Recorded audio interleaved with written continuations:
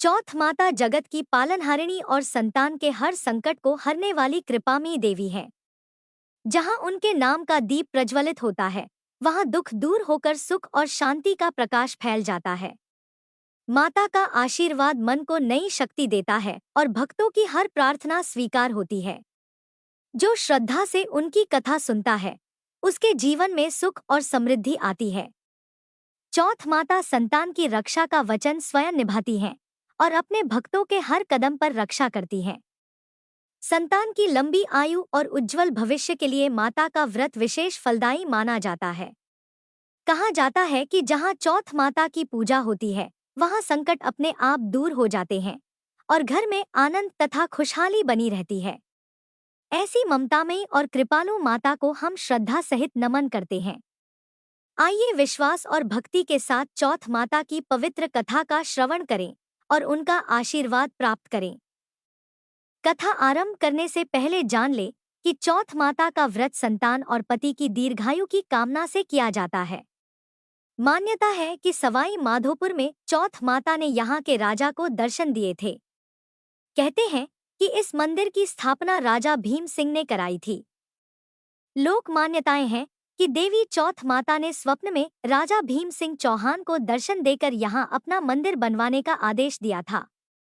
राजा एक बार बरवाड़ा से संध्या के समय शिकार पर निकल रहे थे।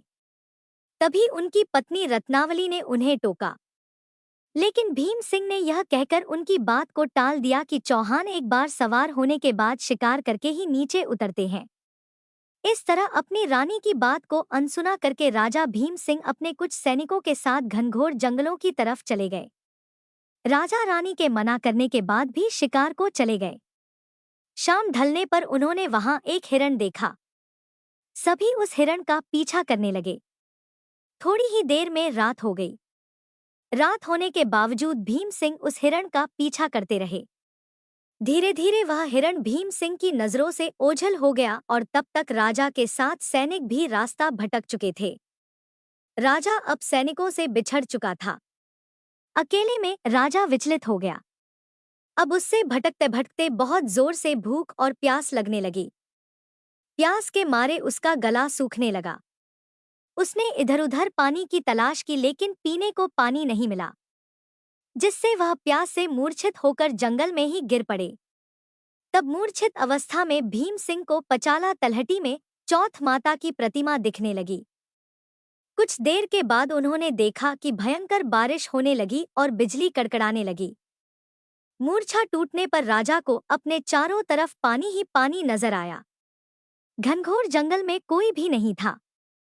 तभी यह चमत्कार हुआ कि वहां पर पानी आ गया। राजा ने पहले पानी पिया, फिर वहीं अंधकार भरी रात में एक दिव्य और कांतिमान बालिका पर उनकी नजर पड़ी। वह कन्या उस समय खेल रही थी। राजा ने उस कन्या को इस भीषण वन में देखा तो पूछा कि बालिके, तुम इस जंगल में अकेली क्या कर रही हो? तुम्हारे माँ बाप कहाँ पर हैं? कन्या ने तोतली वाणी में कहा, है राजन, तुम यह बताओ कि तुम्हारी प्यास बुझी या नहीं। ऐसा कहकर वह कन्या अपने असली देवी रूप में आ गई। तब राजा उनके चरणों में गिर पड़ा और कहने लगा, हे आदिशक्ति महामाया, मुझे आपसे कुछ नहीं चाहिए। अगर आप मुझ पर प्रसन्न हैं तो हमारे प्रांत में ही हमेशा निवास करें। तब तथास्तु कहकर वह देवी अदृश्य हो गई। राजा को उनकी जगह पर वहां चौथ माता की एक प्रतिमा मिली। उसी चौथ माता की प्रतिमा को लेकर राजा बरवाड़ा की ओर लौट पड़ा। बरवाड़ा पहुंचते ही राजा ने राज्य में पूरा हाल कह सुनाया। तब पुरोहितों की सलाह पर संवत 1451 में बरवाड़ा की पहाड़ की चोटी पर माघ कृष्ण चतुर्थी को विधि विधान से उस प्रतिमा को मंदिर में स्थापित कराया गया। ऐसा कहा जाता है कि तभी से आज तक इसी दिन यहाँ चौथ माता का मेला लगता है। संकष्टी चतुर्थी हो या करवा चौथ का व्रत हो, लोग भारी संख्या में यहाँ पर मंदिर में दर्शन करने के लिए आते हैं और भक्तों को चौथ माता पर पूरा विश्वास होता है। कहा जाता है कि यह मंदिर विशेष तौर पर विवाहित जोड़ों के लिए है। सुहागन स्त्रियां करवा चौथ के त्योहार के अवसर पर यहाँ अपने सुहाग की रक्षा के लिए प्रार्थना करती हैं। ऐसी मान्यता है कि चौथ माता देवी गौरी का ही एक रूप है और इनकी पूजा करने से अखंड सौभाग्य का वरदान तो मिलता ही है, साथ ही दाम्पत्य जीवन में भी सुख बढ़ता है और परिवार के सभी सदस्य भी सुखी और निरोगी रहते हैं। संतान की उम्र लंबी होती है और चौथ माता की कृपा से परिवार में कभी कोई विपत्ति नहीं आती। अब सुनिए चौथ माता की कथा। प्राचीन कथा के अनुसार एक बार एक सेठ सेठानी थे। उनके एक बेटा और बहू भी थे। बहू सबको भोजन कराकर फिर स्वयं भोजन करा करती। उनकी एक पड़ोसन ऐसी भी थी जो रोज बहू से पूछती कि बहू आज क्या बनाया खाया है। बहू कहती ठंडो बासी। एक दिन उसके पति ने ऐसा सुनकर विचार किया कि आज तो पकवान बनाए जाए, पर देखें मेरी पत्नी क्या कहती है। उसने तरह तरह के पकवान बनवाए और घर के सभी लोगों ने एक साथ बैठकर भोजन किया। आज भी पड़ोसन ने पूछा तो बहू ने वही कहा ठंडो बासी। सेठ के लड़के ने सोचा होना हो कोई बात जरूर है, जिस कारण मेरी पत्नी ऐसा कहती है। फिर उसने अपनी पत्नी से पूछा, तुम रोज ठंडो बासी खाया, ऐसा क्यों कहती हो, जबकि हम सब ने तो एक साथ बैठकर कई तरह के पकवान खाए थे। तब उसकी पत्नी बोली, हम सब जो खा रहे हैं वह हमारे बाप दादाओं की कमाई है। जिस दिन आप कमा कर लाओगे उस दिन मैं समझूंगी कि हम ताज़ा भोजन कर रहे हैं। सेठ के लड़के ने इस बात पर खूब विचार किया। फिर एक दिन अपनी माँ से बोला, माँ, मैं एक बड़े शहर में पैसे कमाने जा रहा हूँ। माँ बोली, बेटा, हमारे पास तो इतना धन है कि खाए नहीं खाया जाएगा। माँ के मना करने पर भी बेटे ने खुद कमाने का निश्चय कर लिया और जाते समय अपनी पत्नी से बोला कि मैं जब तक कमाकर बहुत सारा धन लेकर वापस ना लौटा आऊं तुम चूल्हे की आग मत बुझने देना। और फिर एक दिन चूल्हे की आग बुझ गई। तब वह मन ही मन घबराने लगी, कहीं मेरे पति पर कोई संकट तो नहीं आ पड़ा। जल्दी से पड़ोस में से आग लाकर चूल्हे में रख दूं, ऐसा सोचकर वह पड़ोस में गई। वहां पड़ोसन चौथ माता का व्रत पूजन कर रही थी। पड़ोसन ने कहा, बहन थोड़ी देर में आकर ले जाना। बहू ने पड़ोसन से पूछा कि आप यह व्रत क्यों करती हो, इससे क्या मिलता है। पड़ोसन बोली, चौथ माता के इस व्रत को करने से अन्न लक्ष्मी मिले और अपनी मनोकामना भी पूरी होती है। अब बहू भी चौथ माता का व्रत करने लगी। दीवार पर चौथ माता बनाई और उस दिन घी गुड़ का चूरमा बनाकर रात को चंद्रमा को अर्घ देकर भोजन करती। ऐसा करते करते उसे बहुत दिन बीत गए।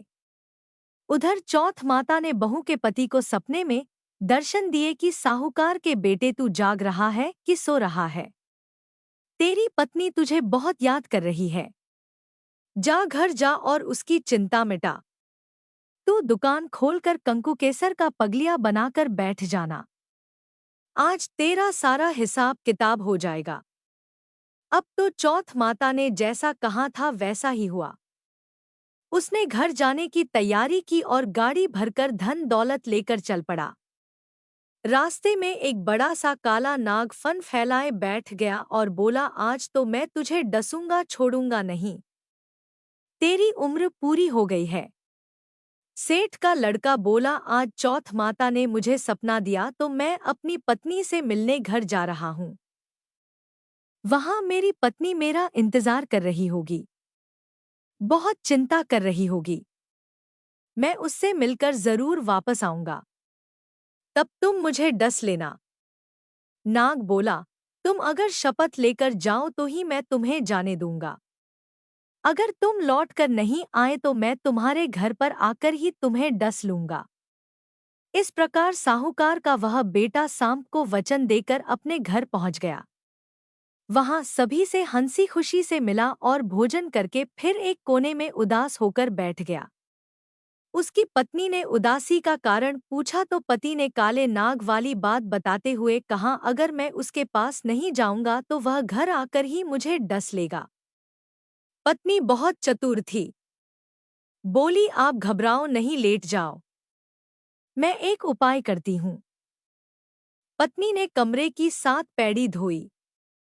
पहली पैड़ी पर रेत, दूसरी पर इत्र, तीसरी पर गुलाल, फूल, चौथी पर कंकुकेसर, पांचवी पर लड्डू पेड़ा, छठी पर गादी गलीचा और सातवीं पीढ़ी पर दूध से भरकर कटोरा रख दिया।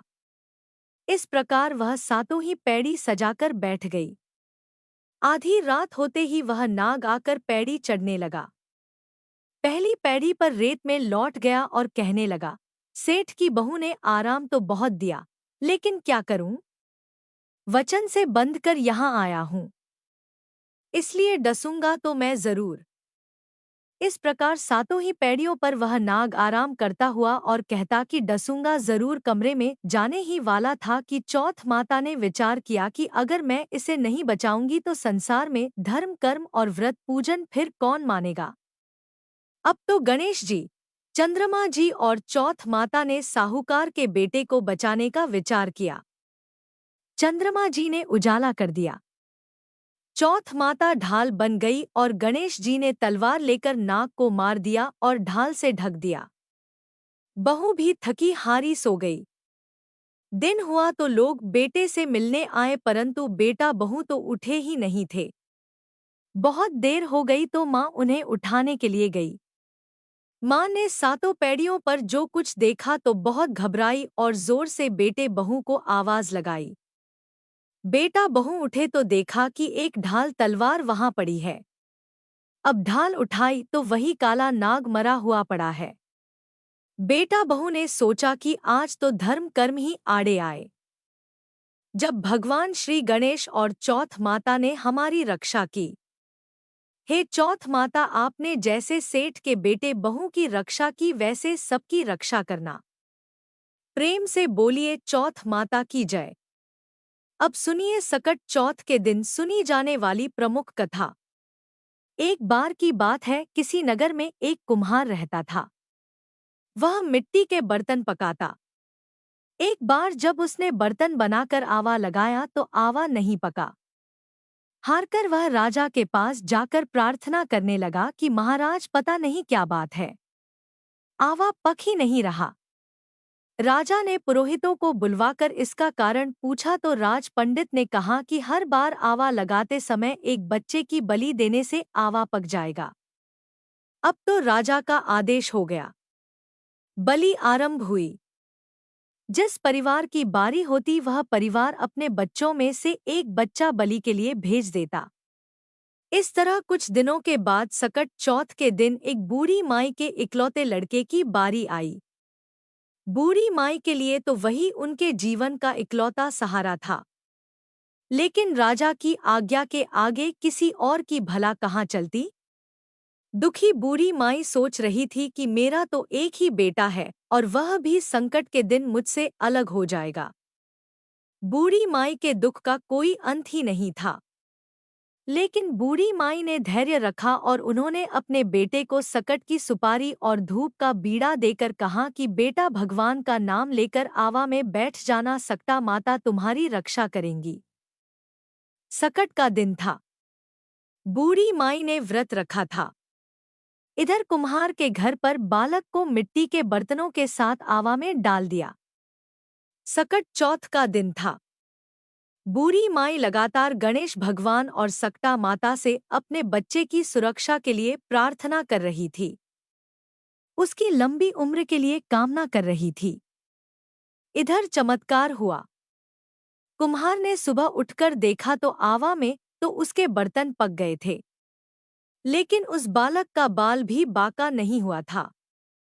पहले तो आवा पकने में कई कई दिन लग जाते थे, लेकिन यह चमत्कार देखकर अब वह डर गया और राजा के दरबार में जाकर सारी घटना बताई। इसके बाद राजा ने उस बालक और बूढ़ी माँ को बुलवाया तो माँ ने सभी तरह के विघ्नों को दूर करने वाली संकष्टी चतुर्थी का वर्णन किया। इस घटना के बाद से महिलाएं संतान और परिवार के सौभाग्य के लिए सकट चौथ का व्रत करने लगी। ऐसी है सकट चौथ की अद्भुत महिमा कि जो भक्त सच्चे मन से व्रत रखकर पूजा करता है और श्रद्धा से कथा का श्रवण करता है, उसकी हर मनोकामना पूर्ण होती है। सकटा माता और गणेश भगवान अपने भक्तों पर विशेष कृपा बरसाते हैं और जीवन के सभी संकट दूर करते हैं।